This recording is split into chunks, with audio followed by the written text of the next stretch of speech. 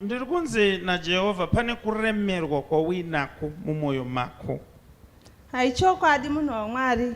Ndaoneswa ini murume akakusiya. Chokwadi munhu waMwari akangoenda ndisipo. But chiri kundinetsa ndirikuoneswa ini kusiyiwa kwakaitwa nemurume. Nyaya dzakanga dzichinetsa pari dzanziri dzegirlfriend.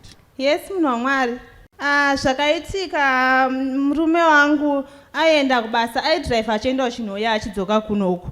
So ndakazofonirwa ndiri kubasa negirlfriend kuti ndine nhumbu. Ndafonirwa ndakati uya kumba murume wachona aripo otaura chokwadi. So girlfriend harina kuuya kumba, rakaramba. Raramba kuuya kumba girlfriend. Ndakazobvunza murume tu, murume akada kuramba kutaura chokwadi. Asi chokwadi chakazobuda mushure mekunge vaita accident girlfriend nemurume wangu.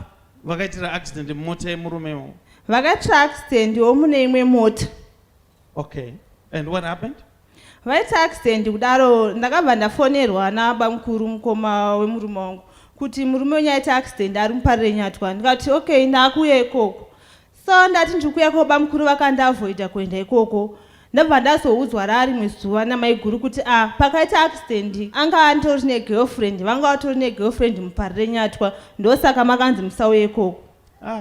It's very sad indeed. Murume akatuta zvinhu zvese akabva nditori kubasa. Ndakazongosvika mumba musina chinhu nemari yatatakachengeta 500 years. Varume munoita sei? But ikozvizvi pane nyaya zvairi kundi yandoda ndikubatsire. Yes, munhu waMwari. Because nyaya dzemari dzako hadzikufambire zvakanaka. Haichokwadi munhu waMwari. Because I'm also seeing kuti pane kushota kuri kuitika kubasa. It's true. Because inini ndinoshanda. So pandinoshanda murungu wangu akutosvika pakuti ndotambira $100 US. Saka sometimes akutondipa $25 nenchingobatwa undi ndashotesa mari. Dzimwe nguva ndotobuda nditori ne20 ndopesa ndakutochema saka ndiri kushandirei. Okay. Now, kufunga kwako mari iri kushota sei? I think mushonga prophet because handizvinzwisise. Iri kwere mushonga? All right, I will assist you. Ndiri kuoneswa ini ndasvika pabasa pako, but ndiri kuita kunge ndapinda muflea market. Yes. Ndapinda muflea market pane table yandiri kuoneswa yamunotengesera. Yes, munhu waMwari. Nechekuno kuleft ndiri kuoneswa paine mumwe aripo amunotengesa naye, but anonzi mupostori. Yes, papa. Ane zvinhu zvake zvaanenge achitengesa. Yes, munhu waMwari. Nechekunoku ndiri kuoneswa kuina gogo varipo zvakare but vanotengesa, but vanonzi Mbuya Tata. Muprofita makanyanya prophet. Ndikunzwa kuda kutomoka boys.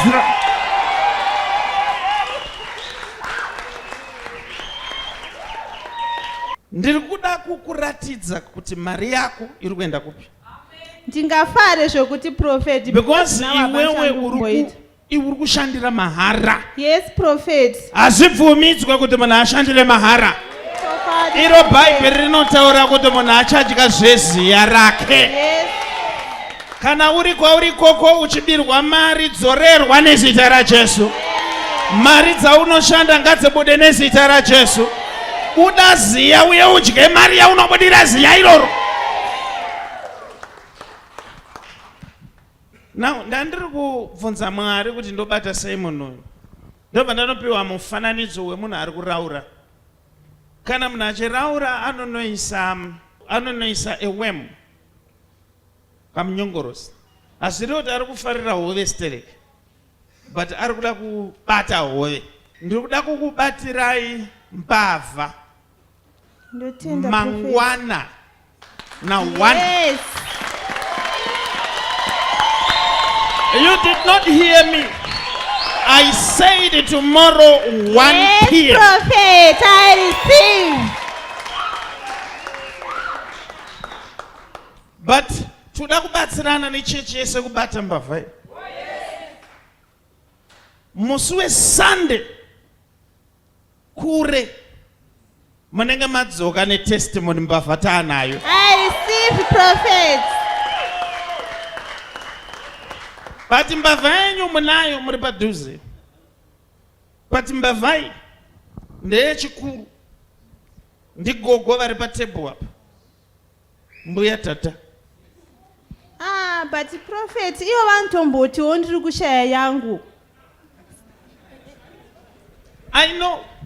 Vanoti vari kushaya yavo and sometimes maimbosuspecta mupostori. Yes, ndondotofungidzira even now. Mupostori munongomuvengerawo mahara because munhu anotenga tumakasiketi nei musiyei mupostori. Vachena. Amen, prophet. Amana kuita ndebvu kunovengesa here ukomana. Siyai mupostori abudi. Now, regai ndidai ndibate Mbuya Tata. Mangwana. Yes, prophet. Palunch. Yes. Because iwewe palunch ndiwo unovatengera sadza kugwa. Chokwadi munhu waMwari.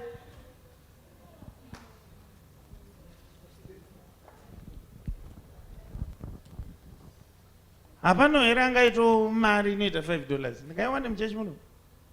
5 yakabatana. Yes. 5 mari. Haidzoke zvayo. Yauya 5 mari. Mfana yakaita kakusakara. Pana neimwe 5 futera. 5 mari. Aha. Ndipei ma5. Now, mwanangu ndoda kukubatira mbavha. I receive. Mangwana.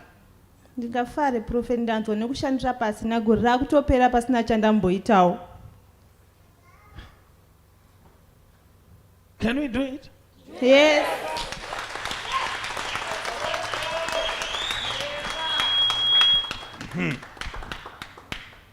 Ando manyongorosa. Yes, prophet. Ndashandisa $5. Yes. Nokuti gogo vari kukurova kambijana. Vatore hombe. Listen to me. Yes. Uchibva panapa ndoda kuti mangwana makuseni. Yes, prophet. Uende unofotokopa mari yawakabata. Yes. Imwe yacho utora picture. Kune ma-serial number. Yes, Utora prophet. ma picture. Wochengeta mfoni mako. Yes, prophet. Nemapepa akafotokopwa. Yes. Now, toibata sei mbavha. Kana wasvika kubasa, around 12 gogo vachakuti ena unonitengerawo sadza. Sure. Iwe bva waenda unotenga sadza. Yes, prophet. But kana waenda kunotenga sadza, unosiya $15 iyoyi. Yes. Plus imwe yaunenge watengesa ngatiti watengesa mubhegi rako. Woenda kusadza. Amen, prophet. Ena unovatsvagira sadza nebhinzi ravanofarira iroro.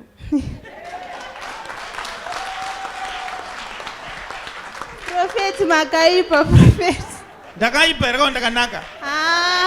Munoprofita munhu waMwari. Because nemanakira ndakaita ndakaipa. Ndatya nazvo, Hakuna prophet. murume ane madimples man.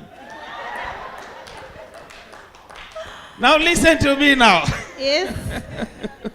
Listen to me now. Yes, prophet. Kana masvika izvozvo, ndoda kuti uende unotenga sadza. Yes, prophet. Nereka. Usamanye. Yes. Famba nereka wotsoka. Yes, prophet. Uchingonosvika enda unotarisa mari yako first. Kana washaya, Yes. ibva wamira pamberi petebhuru kudai. Kuti ndabirwa mari yangu. But mari yangu yandabirwa ndakaifotokopa. Mapepa angu aya. Ndiri kuda kukusechai. Tanga na Mbuya Tata. Yes, prophet. Ende kana watanga na Mbuya Tata, enda unotanga mubra kuzamure kuraiti. Manje ndawasvikira here prophet, handiseti ndavananga. Handiseti onge ndavananga rega ndakuzotichembera chena musoro tione. Enda unodaro chete mwanangu, you see what will happen. Handichaenda ndine faith because ndimi mandituma. Yes. I love it. I love it. ndatotanga kuona munana pamberi pake. Yes. But